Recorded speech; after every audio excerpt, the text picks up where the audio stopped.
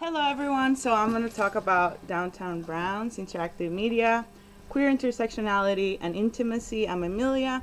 I'm a PhD student at IMAP, which is the Interdisciplinary Media Arts and Practice Program here.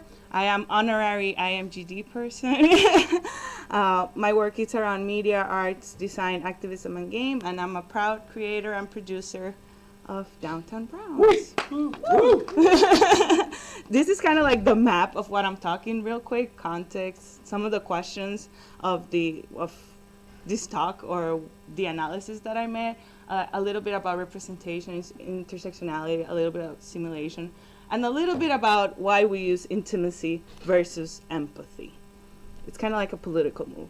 So the context, you guys know, 2017, Trump time, nationalist, supremacist, racist, xenophobic. After his election, the news report have sadly overflown us with a lot of cases of hateful harassment and intimidation in the U.S. The Southern Poverty Law Center has counted more than 1,400 cases, mostly in educational settings. This is kind of like really briefly the percentages of these crimes. That might help. Oh, I don't need this. Right. Thank you. Was it being recorded? It might be for the internet. Oh, It's for no, people no. in buildings. No, it's just for the room. Oh, then you. Okay. Okay. I think you can hear me, right? Thank you. So even though there has been valuable efforts to diversify film and other forms of media, as an academic, media creator, advocate for social justice, anti-discrimination, and Latinx queer woman with an intersectional identity, I have tried to author media and media criticism about the things I want the most and I experience the least. A type of media that, an analysis that centers marginalized minority groups and their experiences, questions dominant narratives through alternative voices, and sees the world with a historicized memory informed by inequalities of power and knowledge. For these reasons, I ally with a team of radical women of color from various backgrounds and creative practices, game design, technical media, documentary, based in LA to produce an interactive series called Downtown Browns, which was the winner of the Diversity Challenge organized by Tribeca Film Festival, Interlude, and Games for Change. It's on the arcade. You should come check it out. It's also online. You can watch it. So the 3 episodes highlight the decision faced by women of color in LA. Each episode follows a different storyline, showcasing a bright and queer woman of color making their way through a unique situation. Interactive decisions, mini-games, and perspective shifts are utilized to build an intimate understanding of the complex dynamics at play in city life, is the logline of the series. So we took care in casting and writing diverse characters, and perhaps more importantly, we also made an active decision to try to build an all-woman of color crew, knowing that our collective sensibilities and experiences would strengthen the diversity of experience represented in the series. I would also mention that on a personal level, working and collaborating with this woman have made this space more habitable. Allison is here in the back. Shout out to Allison. Woo.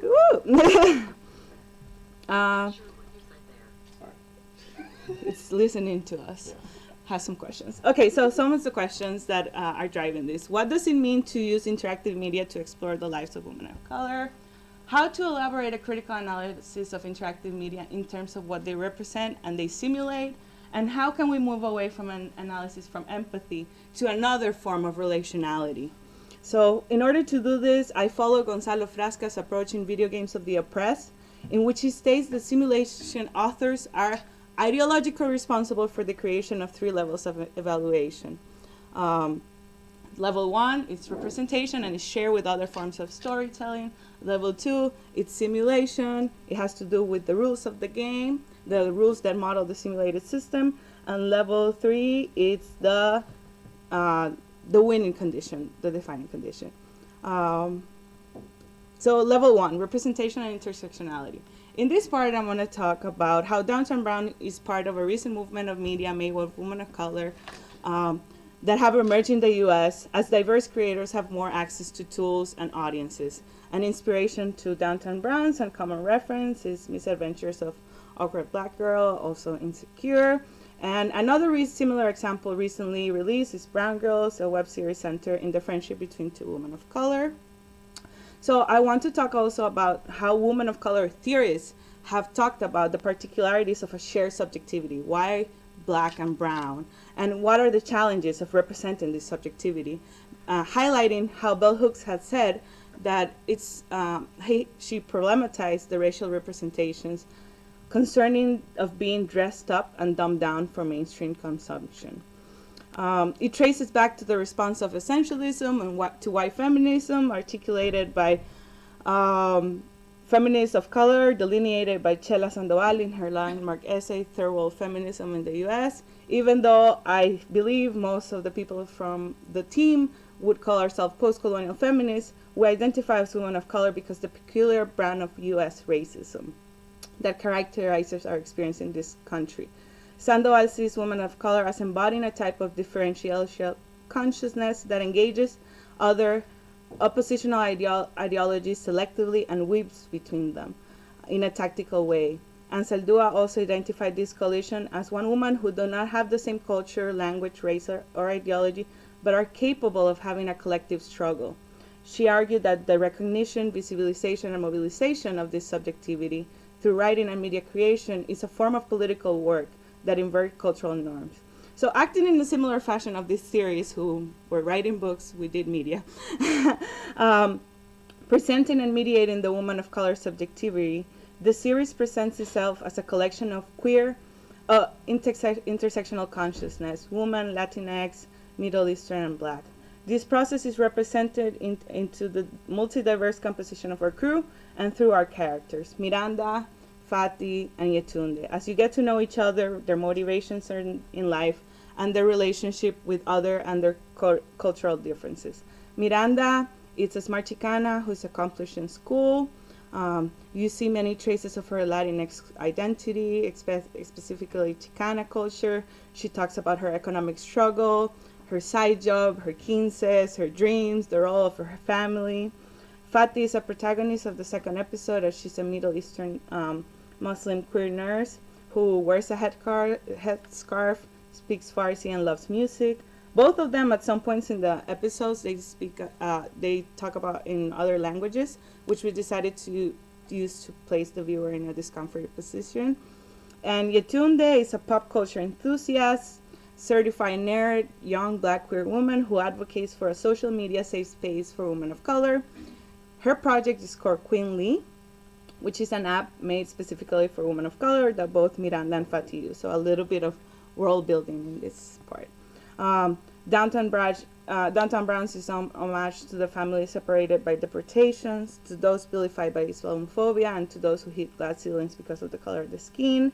We did a lot of research about immigration, about immigrant work, Islamophobia, Middle Eastern rationality, microaggressions. You can go to our website and see some of the references and some of the research that we did in order to do this. This intersectionality allows us to represent multiple levels of oppression: state, cultural, professional, interactions between white and brown characters and brown characters across genders. For example, Fati in episode 2 encounters a recent feminist, which is Trish, it's not this image, who is discerning how to help her because she considers that Fati is oppressed because she's wearing her headscarf. We hear Trish comment, "I would love to talk to her about feminism, but where?" Hearing Trish assume that Fati is not a feminist and has no choice but to follow traditions that are against her interests demonstrates how an intersectional representation of women of color is required, since not all violence comes from men, but also from women. Furthermore, the series does not negate the violence that also exists within the interactions between women of color. This is another example where Fati encounters another woman of color and Tate judges her. Some of the people who have talked about this are Ansaldúa and Lord. For example, Ansaldúa said, "To be close to another Chicana is like looking onto the mirror." Kind of like microviolence that can happen there. In episode 3, we show how complicated relationships can be among people of color of different genders. When Yetunde talks to Darren, the other Black person in the office, he thinks Yetunde blames everything on being Black. The representation of these three characters shows the nuances and experiences that divide them from each other, according to their own cultural, gender-specific, intersectional identities, examining incidents of intolerance, prejudice, and the denial of difference. We also expand and recognize their shared experience as social and systemic, trying to reframe experiences that are often perceived as isolated and individual. By doing this type of media, we're trying to bridge between the spaces we inhabit while centering women of color, similar to the move that made by this bridge we call home, Radical Visions of Transformation, in which Ansel Duan Keaton envisioned new forms of communities and practices, inviting both women of color and white people to discuss their collective visions. I also note Bell Hooks questioning their move to represent difference. Bell Hooks' argument is that whether or not we desire the contact with other can act as a critical intervention challenging and subverting racist domination. She says that we cannot take these representations uncritically, and I agree with her. So we further attempt to address this by limiting the degree of agency we enable users to have. So level 2, simulation, agency, and structure. Video games, people think that are about control and all those things, so that's what I'm addressing here. So some of the games that inspired us are Vignette Games like Dysphoria and Coming Out Simulator that share a moment in their own personal situation that have a distinct beginning and end. Janet Murray talks about the agency granted by interactive media as the capacity of the medium to allow the user to perform actions that affect the represented characters, the satisfying power to take meaningful action and see the results of our decisions. In our series, the participative gaming aspect allows for the user to explore the main character's environments and the simulation of agency via emotional choices and perspective switches. But as I will develop a little bit more, it is only to demonstrate how little choice sometimes we have in most of the situations. Another common references of our series that Tonya mentioned that it was her first girl game was Purple Moon Games that was created by Brenda Laurel. It portrayed a suburban white junior high girl's experience that allowed players to choose the emotional states that Rocket, the main character, would make in order to relate with others. Similar, episode 1 and 3 are meant for people who are not familiar with women of color realities to allow them to participate in helping the characters confront the multiple decisions that we must take in different spaces. Some situations are more emotionally charged than others. It has been stated that women of color have to act as bridges and translators. We also invite users to see our protagonists refuse playing this bridge role. In episode 3, Yetunde must decide at times whether to let things slide or correct or confront people and their microaggressions, as sometimes refusing to explain what something might be racist is the only way she can sustain her energy and focus on her goals. Marsha Kendra's project is another relevant example since it gave users the ability to select the identity of its avatar, which determine how other characters respond based on their ethnic difference. The game places you in an uncomfortable position of being treated as a stereotype and having other characters make assumptions about you. We do not allow people to customize their avatar since for us an accurate representation of women of color was needed, as I said on the first level. But we made use of switch of parallel perspectives in order for people to understand how their own thought process and actions weigh into discrimination. In this episode, the user gets to hear what others are thinking of Fatty, while they also can hear what Fatty is thinking about them. The series is also meant to be a pleasurable experience for people of color who play them. Some of the interactive decisions allow people of color to identify aspects of life by exploring their space with things that we find interesting, cool, necessary, and aspirational. Adding to the interactive decisions, the narrative branching structure offers multiple endings in each episode, but Downtown Brown refuses to offer happy endings in which characters single-handedly make their own destiny. Instead, we are confronted how, despite their reactions and decisions, that things that happen to them are mostly beyond their control as they respond to broader systemic problems in our society. This tackles issues like blaming women of color for their impossibility of advancing.